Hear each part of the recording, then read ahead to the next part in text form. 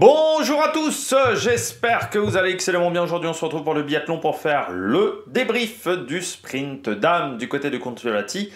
Un sprint dames qui a été mitigé pour l'équipe de France, et des bonnes choses, mais il y a eu des choses également beaucoup moins bonnes. Et on fera un résumé de ce sprint. Si on devait faire un résumé de ce sprint, on pourrait dire, eh bien, chez les gros, il y a eu quand même des grosses surprises et pas mal de gros se sont plantés aujourd'hui en termes de résultats. N'hésitez pas à vous abonner à la chaîne, à réagir dans les commentaires, à mettre un pouce bleu, à partager la vidéo sur les réseaux sociaux, notamment auprès de vos proches si vous pensez que ça peut les intéresser. Dans les commentaires, n'hésitez pas à me dire qui vous a plu, qui vous a déçu. Quand vous abonnez à la chaîne, vous pouvez rajouter la petite cloche, comme ça vous êtes au courant des dernières vidéos qui sortent sur la chaîne, notamment Vendée Globe, notamment cyclisme. J'ai enregistré un top 10, il y a déjà un top 10 qui est enregistré mais qui n'est pas encore monté. Demain, je vais vraiment essayer d'enregistrer les top 10, mais ça va pas être facile avec les mass start, mais je vais essayer un maximum, sinon ça sera lundi où il va falloir que je cravache parce que là je suis un peu à la bourre pour tout vous dire et que je me dis qu'il reste 20 jours avant la fin de l'année. Dans ces 20 jours il y a d'autres choses aussi personnelles que je dois faire entre temps, donc il va falloir que je cravache sévère parce que là pour le moment je suis grave à la bourre pour les top 10 de fin de saison et ça me fait un peu chier de les faire en janvier en même temps que les présentations de début de saison. Et voilà, j'avais promis pas mal de vidéos et pour l'instant c'est un petit peu en retard. Si vous voulez me soutenir, deux solutions: soit vous vous abonnez, vous rajoutez la petite cloche, vous cliquez rapidement sur les notifications et sur les miniatures. Deuxième solution, ça c'est seulement si vous avez les moyens, eh bien vous pouvez rajouter la petite cloche, comme ça vous pouvez faire un super thanks, pardon. Parce que ça c'est comme ça, c'est l'idéal. Pour tout vous dire, j'ai passé une très mauvaise nuit. Ça se voit peut-être pas très bien, mais j'ai été réveillé, je sais pas, une dizaine de fois pendant la nuit, parce qu'il y a eu des micro-coupures de courant, et en fait, ma chaîne Hi-Fi a un système qui... ma chaîne Hi-Fi a quand même 15 ans, hein, pour vous dire, je sais même pas si elle a pas 20 ans maintenant, la chaîne Hi-Fi. Hitachi, c'est de la qualité. Et le problème, c'est que dès qu'il y a une coupure de courant, elle se met en mode, je sais pas, il y a une sorte de mode où l'éclairage se met à 100% de la chaîne Hi-Fi, et bien entendu, il est pile dans mon œil. C'est arrivé 4-5 fois cette nuit parce qu'il y a une petite tempête qui rôde dans le Cher, et je peux vous dire que j'ai passé une très très mauvaise nuit. J'ai été réveillé au moins 5 ou 6 fois, ce qui est très désagréable. Et je comprends maintenant les concurrents du Vendée Globe quand ils passent des mauvaises nuits. Bon, on commence avec ce biathlon aujourd'hui. Très intéressant parce qu'il y a eu il y a eu quand même des surprises dans le top 10, il y a eu pas mal de surprises. Il y a quand même des grands concurrents et des grandes nations qui sont là. Et du côté de l'équipe de France, ça s'est pas très bien passé, il y aura des choses à redire. Et il n'y a pas que du côté de l'équipe de France où parfois ça s'est mal passé, il y a d'autres concurrentes qui ont souffert aujourd'hui. Je pense notamment à Yoni Anneclive, on ne sait jamais comment on doit le dire, qui a fini 75e aujourd'hui, on y reviendra un petit peu plus tard. La victoire aujourd'hui de Marketa Davidova, elle fait du bien. Pour moi, elle est assez similaire en fait à hier Emilien Jacquelin. Marketa Davidova, ça fait depuis 2-3 ans que c'est compliqué. C'est pas que compliqué au niveau des skis, c'est vrai qu'elle a changé d'équipementier. Elle a eu du mal à s'adapter, voilà, elle a vraiment souffert sur ce changement d'équipementier. Elle a fait aussi pas mal d'erreurs au niveau du tir. On en parlait l'année dernière, mais un peu comme Lisa Teresa Hauser, elles avaient perdu leur tir depuis l'année dernière. Elles avaient beaucoup de mal à faire des tirs réguliers, à faire du sans faute. Il y avait toujours une erreur, deux erreurs qui traînaient par là. Et comme sur les skis, bah, ces filles-là sont plus lentes, il faut qu'elles fassent des grandes performances au tir pour pouvoir s'imposer. Ce qu'elle a réussi à faire aujourd'hui, Davidova. Mais c'est vrai qu'il lui en manquait depuis l'année dernière, l'année d'avant. L'année dernière, en plus, la programmation de la saison avait été ratée du côté des Tchèques parce qu'il y avait les championnats du monde à domicile. Et ils avaient voulu faire une préparation vraiment axée sur les championnats du monde. Et au final, ça n'a pas marché. Donc ça a encore plus coûté à Davidova. Et c'est vrai que l'année 2000... Enfin, les 2 dernières années ne resteront pas dans les annales pour Marketa Davidova. Et ça fait du bien de la voir revenir, de la voir s'imposer. Je ne suis pas sûr qu'elle s'y attendait. On voit aussi qu'elle est partie de SAR 24. J'ai l'impression que par rapport aux jours précédents, la piste brassait un petit peu plus, ce qui a peut-être aidé la Tchèque un petit peu. Mais oui, il y a Hauser et Michelon qui ont peut-être profité également de ça. Après, c'est pas non plus voyez, il y a quand même des Randby par exemple, et Dossard 72, elle est quand même dans le top 20. Mais j'ai eu l'impression que par rapport aux dernières journées, la piste brassait un peu plus. Après, on a eu la chance à Concholati quand même d'avoir des conditions plutôt stables au niveau de la neige grâce au snow farming. Ça sera peut-être pas le cas, notamment au Grand Bornand. On aura peut-être des grosses différences et il faudra faire attention sur certaines pistes où ça sera peut-être très compliqué pour les leaders d'avoir des conditions aussi bonnes que pour les premiers avec ce nouvel ordre de départ. Par contre, moi je trouve la réalisation a beaucoup de mal avec le nouvel ordre de départ parce qu'on rate, je trouve, beaucoup de concurrentes qui pourtant peuvent faire des choses. Donc ça serait bien de rectifier le tir du côté de l'IBU. Donc Davidova sans faute, deuxième Elvira Auberg. Sur les skis, elle est intouchable en pitch à 10 secondes. Justine est troisième à 13 secondes. Pour l'instant, elle est véritablement au-dessus. Mais le problème d'Elvira, c'est que sur le tir, je ne vois pas de progrès. Il y a toujours ces erreurs qui traînent régulièrement. Elle fait rarement des sans faute, Elvira Auberg. Là, tu vois qu'aujourd'hui, bon, ça a failli le faire. Avec un 19, ça passait largement. Avec un 18, ça ne passe pas. Mais c'est vrai qu'Elvira Auberg, en termes de tir, il n'y a pas encore la fiabilité. Et d'année en année, je trouve que c'est un peu un problème récurrent chez Elvira Auberg. On sait qu'elle est rapide sur les skis. On sait qu'elle démarre toujours bien ses saisons. Il faudra voir si ça tient jusqu'en fin de saison du côté de la Suédoise. Parce que l'année dernière, elle avait vraiment explosé en cours d'année. Mais le tir, c'est toujours pas ça. Et aujourd'hui, si tu veux être au top, vu la densité qu'il y a chez les filles, il faut être au top au tir. Et on voit qu'Elvira Auberg, c'est ce qui lui manque pour le moment. Donc voilà, petite déception de ce côté-là. À 11 secondes, enfin 12 secondes, Minkinen. Très bon début de saison de la Finlandaise. On l'avait vu déjà sur les relais mixtes, où ça avait été pas mal. On l'a vu sur le relais féminin également, où c'était pas mal du côté de Minkinen. Là, elle fait un super tir. Son tir debout est vraiment canon, parce qu'elle était avec Lou Jean Monod, et Lou l'a dit, elle l'a entendu tirer, et ça l'a vraiment déconcentré. Mais elle a tiré un super tir debout. Sur le coucher, elle fait le job aussi, donc sans faute pour Minkinen. Et sur les temps de ski, c'est pas mal. Ça serait bien que du côté de la Finlande, on trouve des nouveaux talents, parce que c'est vrai que la Finlande a du mal en ski de fond, la Finlande a du mal en combiné nordique. En fait, la Finlande a du mal dans énormément de sports d'hiver désormais. C'était une nation qui était très forte il y a encore 15 ans, et aujourd'hui, c'est une nation qui est quand même bien disparue dans beaucoup de sports. Donc c'est vrai que je pense pour les fans de sport finlandais, ça serait bien de retrouver des nouvelles idoles, et Minkinen sera peut-être le cas. Et puis surtout que le biathlon finlandais chez les filles a souvent été assez prolifique quand même en termes de talent sur les 20 dernières années. Mais c'est un peu moins le cas aujourd'hui, donc c'est vrai que ça serait bien pour Minkinen de relancer un petit peu la ferveur du biathlon en Finlande. Franziska Preuss, rapide sur les skis depuis le début de saison, on l'avait déjà vu du côté de l'individuel. C'est encore le cas sur cette épreuve, elle était 5ème sur l'individuel, 5ème temps de ski encore. Dommage cette faute sur le debout, mais ça reste une course très très bonne. Voilà, ça joue à pas grand chose avec Minkinen, un 10ème, donc il n'y a pas grand chose à regretter. Knoten, j'avais été surpris qu'elle rate autant de tirs sur les courses précédentes que Knoten, on en avait parlé un petit peu.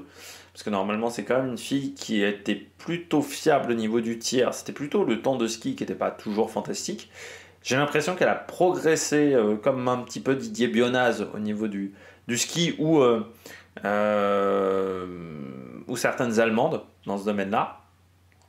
Et là, aujourd'hui, elle a réussi à tout mettre en place, c'est-à-dire à mettre le tir, à mettre également le temps de ski. Donc ça fait une belle 5e place pour Knoten. Et ça fait du bien à la Norvège, parce que sinon derrière c'est un peu la soupe à la grimace avec Tendrevold, avec notamment un déclive où ça va pas top pour les Norvégiennes. Donc ça fait du bien du côté de Knoten de voir cette belle performance. Tenmayer, belle surprise, 19 ans. Tenmayer, elle avait été lancée l'année dernière. Faut savoir que les Allemands ont énormément rajeuni, que ce soit leur équipe masculine ou leur équipe féminine, notamment avec l'arrivée de Célina Grossian, mais ils ont énormément rajeuni l'équipe parce que y a pas mal de stars qui sont partis à la retraite aussi, enfin d'anciennes stars, parce qu'il y a eu les championnats du monde il y a 2 ans qui ont été catastrophiques pour les Allemands, et à domicile c'est pas du tout passé. Donc autant te dire que des têtes sont tombées à ce moment-là du côté de la fédération.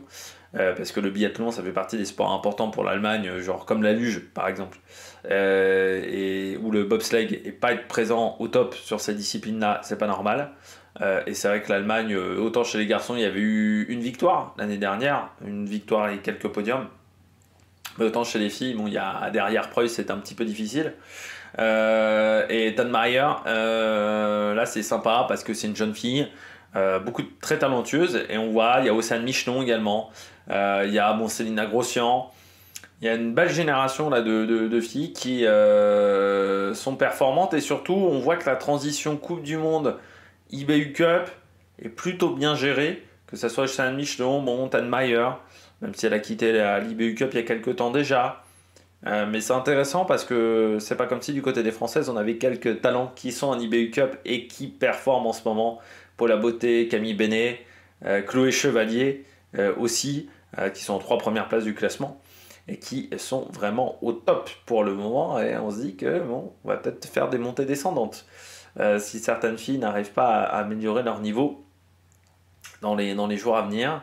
Mais ouais, Tanmayer, très intéressant. Sarah Anderson, une nouvelle suédoise. La Suède a fait beaucoup de turnover dans son équipe, encore une fois, avec Lynn Persson, avec des départs à la retraite aussi. Et le forfait de Lynn Persson.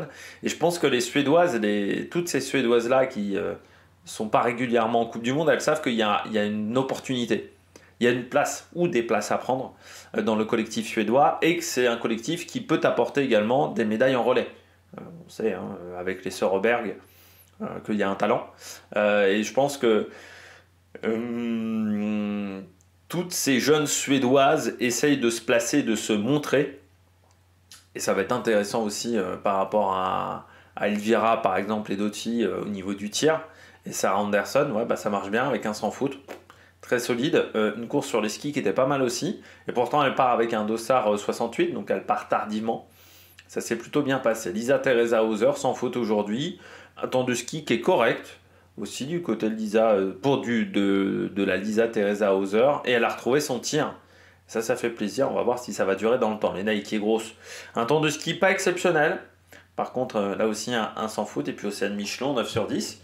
Course très correcte d'Océane Michelon, encore une fois, très solide de la part de la Française, qui va rentrer dans le top 15 de la Coupe du Monde à ce rythme-là. Et surtout du côté de Océane Michelon, elle fait un temps de ski qui est canon, vraiment canon.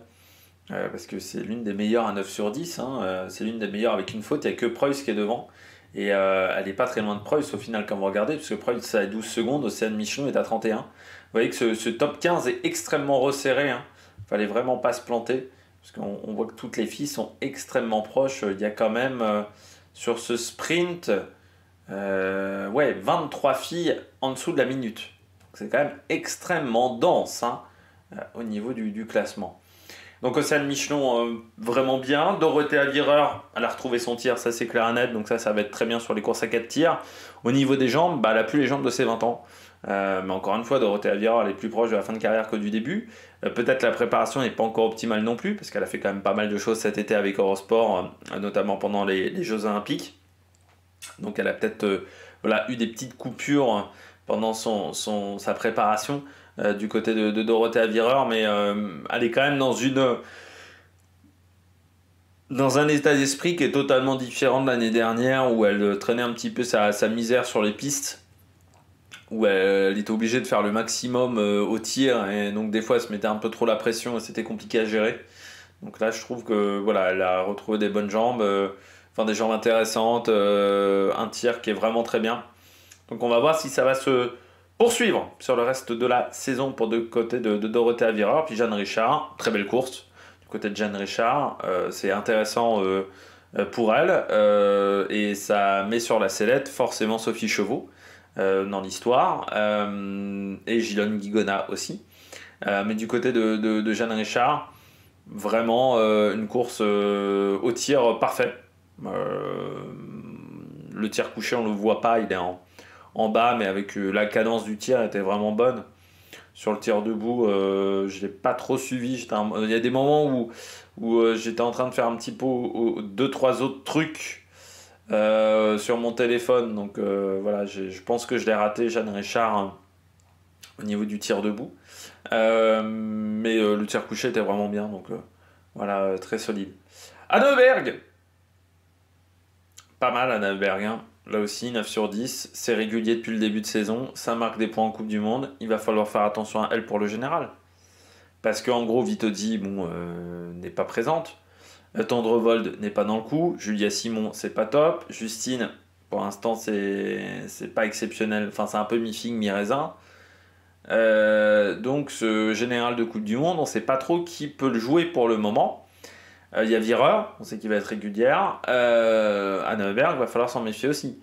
Parce que pour le moment, elle marque des points. Alors oui, pas des grosses performances, mais c'est des points réguliers. Et on sait que sur une Coupe du Monde, il faut être régulièrement dans les points pour aller chercher le gros globe. Donc du côté d'Anneberg, c'est pas mal cette 13e place. Du côté de Justine, c'est dommage. C'est frustrant, Justine. Frustration. Frustration comme pour Loujean Mono, parce que elle foire son coucher complètement. Les balles partent à gauche, à droite. Enfin, vraiment, c'est des grosses fautes. Donc, c'est des erreurs techniques et pas des erreurs mentales. C'est des erreurs techniques. Enfin, c'est pas des petites erreurs de pensée parasite. Voilà, ça passe pas très loin. Non, non. Les deux balles sont vraiment à côté. Donc, c'est frustrant parce que le debout, il est très bon. Le temps de ski est très bon. Mais voilà, il y a cette frustration du coucher. Et elle a fait pas mal de fautes depuis le début de saison sur le coucher. Après l'année dernière aussi, elle avait démarré en faisant pas mal de petites erreurs, de petites fautes, et puis plus les courses s'étaient passées, plus ça allait mieux. Mieux ça allait pour Justine Brezaz, mais c'était mieux dans ce sens-là. Mais du côté de Justine Brezaz, voilà, une course frustrante, ouais, frustrante, parce que le temps de ski est très bon, mais voilà, 2 erreurs, ça coûte forcément extrêmement cher en temps, et tu vois que si elle fait un 9 sur 10, elle se retrouve peut-être dans la cérémonie des fleurs déjà. Donc, ouais, c'est très frustrant. Voilà. Stremous, 15e. Toujours un tir solide du côté Stremous. Plus compliqué du côté du temps de ski. Et puis, belle découverte, gros Hansby, la Norvégienne. Bon, une Norvégienne, c'est toujours fort, mais voilà, une belle 16e place pour elle. Pas beaucoup de départs, je pense, en Coupe du Monde pour gros Randby.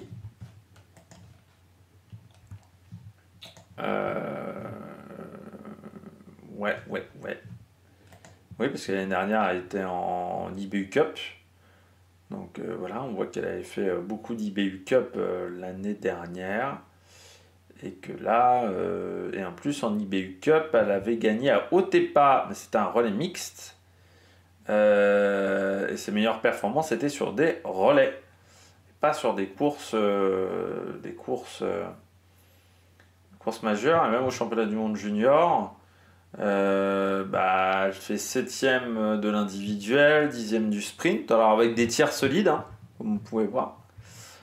Sur ces 2 épreuves-là, ça avait été plus compliqué sur un mass start, mais ouais, un petit peu une surprise. Mais je pense qu'elle a dû faire une bonne pré-saison. Et là, pour le moment, et si je regarde la saison d'avant, ouais, elle était en IBU Cup, mais elle n'avait pas fait beaucoup de courses en IBU Cup. Donc ouais, surprise là, parce que contre Fiolati, sur ce sprint, ça se passe bien. Sur l'individuel, elle avait eu du mal. Mais elle a que 2 départs en Coupe du Monde, hein, donc c'est une fille qui a peu d'expérience, donc c'est plutôt pas mal pour elle. C'est un bon résultat. On va voir si ça va tenir longtemps pour elle. On passe à Loujean Mono, frustrant, mais à l'inverse de Justine. Justine qui se foire complètement, et puis bon, après ça l'a libérée, je pense, sur le tir debout. Autant Loujean Mono, elle fait un très bon tir couché, elle sait qu'elle est dans le coup, elle est avec un bon rythme, elle sait qu'elle est bien positionnée, et elle s'est déconcentrée en fait sur ce debout. Elle veut repartir trop vite. Parce que après sa première faute, elle se dit bon faut que j'en fasse une deuxième. Donc là c'est vraiment des pensées parasites du côté de Loujean Mono. Et c'est peut-être un peu le problème d'Ossard Jaune qui va coûter, mais voilà, surtout des pensées parasites du côté de Loujean Mono.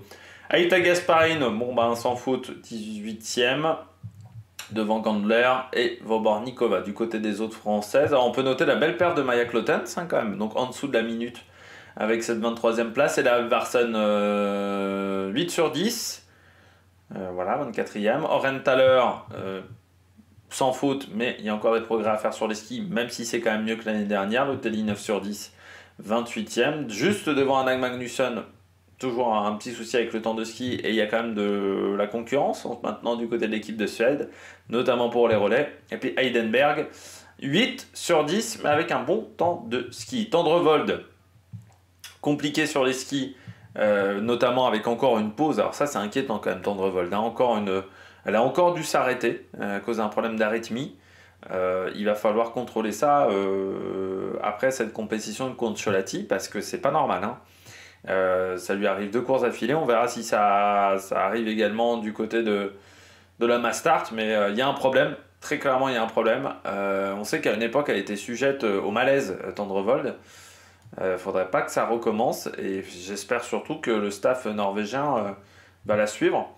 8 sur 10 sur Karkai 2, dommage. Bon temps de ski, notamment grâce à un départ de Sar 4, mais un 8 sur 10 au niveau du tir. Donc ça, c'est dommage pour la jeune Norvégienne, on sait qu'elle est très talentueuse. Et puis, comme là, 8 sur 10, Vanessa Voigt, elle a progressé sur les skis. Mais là, elle s'est ratée au niveau du tir. Gilon, encore un peu loin en termes de temps de ski. Et j'ai peur que c'est elle qui saute. C'est elle qui soit la 7e roue du carrosse, Gilon Guigona. Parce que là, à part si Julia Simon fait des impasses ou Sophie Chauveau fait des impasses aussi et se retrouve vraiment loin. Mais ouais, là, il lui manque encore du temps de ski. Et ce qu'on voit, ce que font les Françaises en IBU Cup, bah, c'est sûr que c'est pas forcément rassurant pour elle. Elle doit sentir le souffle d'une Paula Beauté se rapprocher énormément. Julia Simon, dur, hein. Sur les skis, c'est pas exceptionnel. Le tir, c'est pas bien. Donc, ouais, je pense que la blessure au mollet, je sais pas si ça l'a travaillé au niveau de la tête, je sais pas si la pré-saison a pas été excellente pour elle. C'est vrai qu'elle a pas. L'année dernière, elle avait fait une pré-saison en solitaire. Là, c'était peut-être un petit peu différent. Bah, ça lui convenait peut-être mieux la pré-saison en solitaire. Parce que là, elle est quand même pas top. Et ça nous rappelle Östersund l'année dernière. Alors après, elle avait bien réussi à rattraper le coup. Mais c'est des points forcément qui s'envolent, hein. Parce que là, elle est hors des 30 premières. Donc 0 point marqué. C'est un petit peu dommage. Jable. Grossian, 6 sur 10, c'est pas suffisant. Dommage parce que le temps de ski était vraiment canon. Kalkenberg, 8 sur 10, pas suffisant aussi. Et Sophie Chauveau, 7 sur 10, pas top du tout du côté de Sophie Chauveau. Et ça fait 2 courses d'affilée que c'est pas top. Là, j'ai l'impression que sur le debout, elle s'est dit, voilà, je me suis raté sur l'individuel, faut que je fasse un tir debout canon. Et bah, elle en a trop fait et ça fait des grosses erreurs. Et c'est dommageable. En pitch, c'est pareil que l'année dernière, toujours autant de fautes. Donc bon, faudrait vraiment que du côté de la Slovénie, on change peut-être le coach de tir, mais c'est dur parce que là vraiment Lampitch, elle faisait partie des meilleurs en ski de fond quand elle faisait de la Coupe du Monde de ski de fond, notamment du côté du sprint, et là elle se retrouve super loin, quoi. Je suis pas sûr qu'elle prenne beaucoup de plaisir. Tu sens qu'à chaque fois il y a de la frustration à chaque fois qu'elle sort d'un debout. Enfin, c'est très dur. Fialkova de retour, 7 sur 10. Bon bah là il faut remettre la machine en route. Puis Gislova, 8 sur 10, 55e. Et donc on redescend dans le classement. Et certaines doivent se dire heureusement qu'il n'y avait pas une poursuite derrière, parce que Anne Clive, seulement 7 sur 10 et surtout un temps de ski catastrophique. Et Charvatova, 5 sur 10. Bah, comme d'habitude, Charvatova, le debout. C'est une énigme là aussi du côté de la concurrente tchèque. Voilà, on descend un petit peu le classement rapidement pour voir les dernières concurrentes. On regarde tout de suite les analytiques, les temps de ski. Vous voyez que Davidova, très bon temps de ski, 8e, avec une perte du temps qui est régulière sur les 3 tours. Donc ça, c'est vraiment très bien. Et puis donc un sans faute qui lui permet d'avoir la victoire. Elvira, vous voyez, hein, qui fracasse tout le monde parce que Davidova est quand même à quasiment 40 secondes, alors que Davidova fait quand même le 8e temps de ski. Donc ça, c'est assez exceptionnel. Minkinen, Elle a eu une chouille de mal à finir sur le dernier tour, elle perd 20 secondes. Mais ça reste quand même, au terme de classement sur chaque tour, c'est très régulier. 23, 15, 16, c'est très régulier. Voilà, 52 secondes, je dirais que c'est quand même pas mal pour Minkinen. En sachant que les Finlandais ont peut-être pas les meilleurs farts non plus. Ouais, c'est vraiment intéressant. Et puis le temps de tir, hein.